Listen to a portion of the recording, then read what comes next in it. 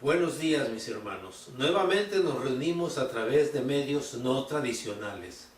Estamos acostumbrados a reunirnos en nuestras iglesias, en la banca que nos gusta, al lado de las personas con quien tenemos un contacto más cercano, y así alabamos a Dios cada domingo o los días de estudio bíblico cuando los hay. Pero en esta ocasión lo hacemos a través de este medio. Y como cristianos nos adaptamos. Jesús, cuando predicó el sermón de la montaña o el sermón del monte, lo hizo, según Mateo, sentado. Y me pregunto, ¿en qué se sentó? ¿En una silla muy cómoda? ¿O a lo mejor en una piedra? ¿O a lo mejor en un tronco cortado? No sé, pero dice que se sentó y así predicó su sermón. Ahora llegamos al punto. ¿Cuál es la diferencia entre un problema y una prueba? Para los no cristianos, el problema, y inclusive para nosotros como cristianos, el problema se presenta cuando planeamos algo y por alguna razón nos faltan elementos para completarlo. Y decimos, ay, tengo un problema, porque ahora ¿cómo le voy a hacer con esto que me falta? Pero para los cristianos, lo imprevisto es una prueba. Y las pruebas son el método que Dios utiliza para enseñarnos. Veamos, por ejemplo, el pueblo de Israel sale de Egipto cargado de regalos, tal como Dios le había prometido a Abraham, que sus descendientes saldrían de la tierra en que estarían cautivos por 400 años. Y así salen cargados. Y luego Dios pone una nube entre el pueblo egipcio y el pueblo de Israel, para que en el día los protegiera del calor y en la noche los iluminara. Y así van caminando y caminando. Pero de repente, cuando se encuentran frente al Mar Rojo y el ejército del faraón atrás, claman y le echan la culpa a Moisés. Moisés, ¿para qué nos sacaste a venir a morir aquí? Ya se les había olvidado que Dios era el que los venía cuidando y protegiendo. Pero no termina ahí el asunto. El Señor resuelve el problema tal como lo tenía previsto, con anticipación. Hace que el pueblo pase en seco, y cuando los egipcios tratan de hacer lo mismo, el mar se les viene encima y ahí perece todo el ejército del faraón. Diríamos que después de esta prueba, el pueblo de Israel ya habría aprendido. No, más adelante siguen caminando y sienten hambre. Y le reclaman nuevamente a Moisés, Moisés, ¿para qué nos traes aquí a morir de hambre? Allá en Egipto teníamos ollas de carne. Yo me pregunto, ¿de veras tendrían ollas de carne cuando los egipcios ni siquiera les daban el lodo o el pasto para hacer los ladrillos? Pero así somos. Pero para el pueblo Moisés era el culpable. Dios les proporciona el maná, el pan del cielo, pero les pone condiciones. Mira, obedece y no lo almacenes, salvo el día anterior al día de descanso, porque si no, se te va a echar a perder. Y algunos que fueron bien, orejones o desobedientes, no lo hicieron, y al otro día que quisieron comer, ya no había pan, porque estaba echado a perder. Diríamos, ¿ya aprendió el pueblo? No. Más adelante siguen caminando y se encuentran otra vez con el problema del agua. Parece que el agua es un problema muy viejo. No tienen agua, sienten sed. Y entonces nuevamente, Moisés, tú tienes la culpa por habernos sacado de Egipto para hacernos morir aquí de sed. Moisés consulta con Dios. Ojo, consulta con Dios cuál es el siguiente paso. Y Dios le da orden que vaya y que golpee la roca para que salga agua. Y de una roca sale agua y el pueblo calma su sed. Ah, ya aprendió el pueblo. No.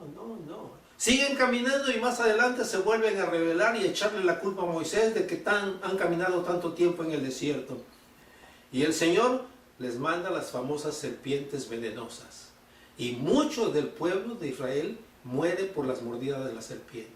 Cuando el pueblo va y le reclama a Moisés, Moisés va con el Señor y le dice, no te preocupes, Moisés, haz una serpiente de bronce y ponla en un pedestal, en una cruz, y aquel que sea mordido por una serpiente, si voltea a ver esa serpiente de metal no va a morir.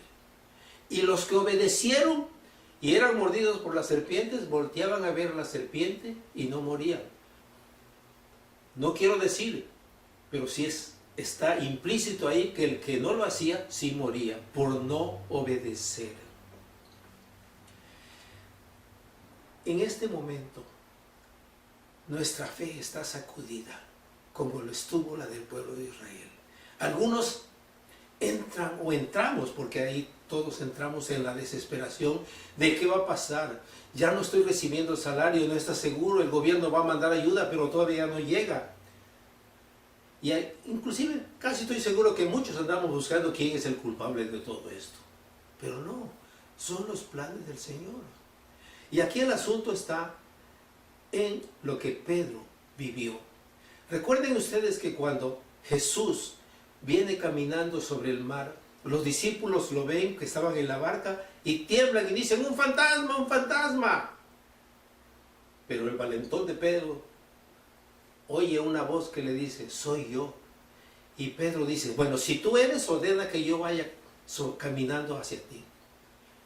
El Señor le dice, ven Pedro, ven, camina. Y Pedro empieza a caminar con los ojos puestos en Jesús. Pero de repente nos dice el Evangelio de Lucas que voltea a ver lo que lo rodea. Y lo que lo rodea es una tempestad tremenda y empieza a hundirse. Pero ojo, aquí Pedro reacciona y clama, Señor, sálvame, porque me hundo. Y el Señor tiende la mano, pero le jala la oreja y le dice, hombre de poca fe, ¿por qué dudaste? Y sería el momento para que nosotros también, cuando tenemos duda, ¿qué va a pasar mañana? ¿Qué va a pasar dentro de 15 días? Ahora que tengo que pagar la renta, cuando tengo que ir a comprar la comida, ya el dinero se nos está acabando. No dudemos, nuestra mirada debe estar fija en Jesús. Pero aún más, falta una más. Antes de que Jesús fuera entregado, le dice a Pedro, Pedro, yo veía a Satanás que descendía como un rayo para pedir tu alma y zarandearte como al trigo. Fíjense, cosa importante, Satanás tiene que pedir permiso para atentar en contra de los hijos del Señor. Y lo que sigue es, pero yo he rogado, ¿y a quién cree que rogó Jesús? Pues al Padre. Yo he rogado para que tu fe no falte. Pero esta experiencia, cuando pase, comunícala, transmítela, explícala a los hermanos, a tus hermanos. Así es que este es el momento de que no nos sintamos abandonados, que nos sintamos que Dios está a nuestro lado, que Cristo está en nosotros, que el Espíritu Santo está en nosotros. Recuerden Juan 14:23, si alguno me ama y obedece mis mandamientos, mi Padre le amará y vendremos a Él y haremos nuestra morada en Él. Y yo quiero terminar con un salmo muy famoso que recitaba cuando estaba muy pequeño. Antes lo hacía de memoria, pero ya ahora como que el cerebro empieza a fallar y prefiero leerlo de la Biblia.